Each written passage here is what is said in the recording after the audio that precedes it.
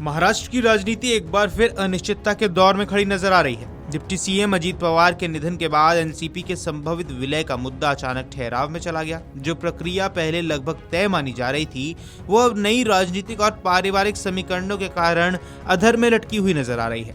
अब हालात ऐसे बन गए हैं कि जहां एक तरफ शरद पवार की ओर से विलय को लेकर उत्सुकता दिखाई दे रही है, वहीं अजीत पवार के परिवार की ओर से असामान्य चुप्पी ने कई सवाल खड़े कर दिए हैं। पहले स्थिति अलग थी। विलय की चर्चा उस समय तेज थी जब अजीत पवार सक्रिय रूप से पूरी रणनीति तैयार कर रहे थे। सूत्रों की माने उन्होंने एक विस्तृत रोड मैप भी तैयार कर लिया था, जिस योजना के तहत शरद पवार को राज्यसभा का एक और कार्यकाल देने की बात थी, जबकि उनकी बेटी सुप्रिया सूले को केंद्र की मोदी मंत्रिमंडल में शामिल किए जाने का प्रस्ताव था। सबसे अहम बिंदु ये था कि विलय के बाद संयुक्त पार्टी कमान खुद अजीत पवार के हाथ में रहती और शरद पवार सलाहकार की भूमिका में चले जाते, यानी सत्ता और संगठन दोनों के बीच संतुलन का फॉर्मूला लगभग तय था।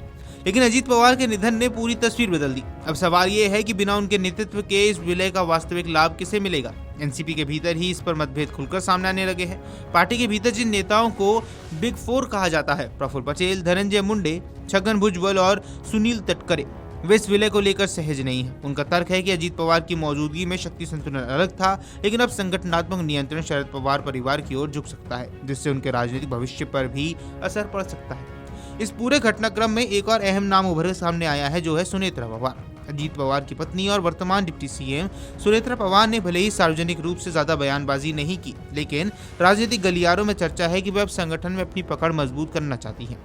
सूत्र बताते हैं कि डिप्टी सीएम पद संभालने के बाद उनकी प्राथमिकता जल्द से जल्द पार्टी संगठन में प्रभाव बढ़ाने की है, यानी वे केवल सहानुभूति की राजनीति तक सीमित नहीं रहना चाहती, बल्कि सक्रिय नेतृत्व की भूमिका में अब आना चाहती हैं। यहीं से टकराव की आशंका भी जन्म लेती है।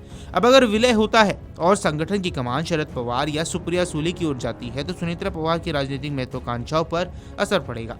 दूसरी ओर अगर संगठन पर उनका नियंत्रण बढ़ता है, तो शरद पवार परिवार के लिए स्थिति सहज नहीं होगी। यही कारण है कि अजीत पवार के निधन के बाद जो संतुलन बना था, वो अब अस्थिर हो गया है।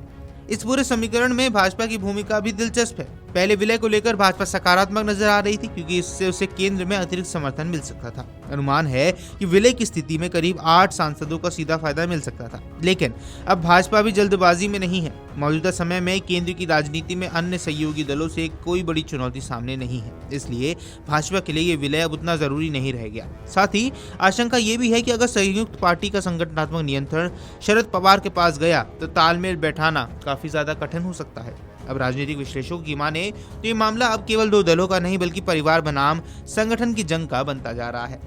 अजीत पवार की मौजूदगी में जो संतुलन था, वो अब टूट चुका है। उनके व्यक्तित्व में वो क्षमता थी जो दोनों गुटों को साथ रख सकती थी। जब उनके जाने के बाद नेतृत्व का वैक्यूम पैदा हो गया, तो उसे भरने की होड़ में अलग अलग शक्ति केंद्र अब उभरते हुए नजर आ रहे हैं। फिलहाल स्थिति यही है कि विलय का मुद्दा ठंडे बस्ते में ज्यादा नजर आ रहा है। कोई भी पक्ष खुलकर अंतिम निर्णय लेने की स्थिति में नहीं है। शरद पवार परिवार इसे अवसर के रूप में देख रहा है, जबकि अजीत पवार का खेमा है और पार्टी के वरिष्ठ नेता इसे जोखिम मान रहे हैं। अगर आप ये वीडियो YouTube पर देख रहे हैं, तो हमारे चैनल को सब्सक्राइब कर बेल आइकन दबाएं, और Facebook पर देख रहे हैं तो हमारे पेज को लाइक करें।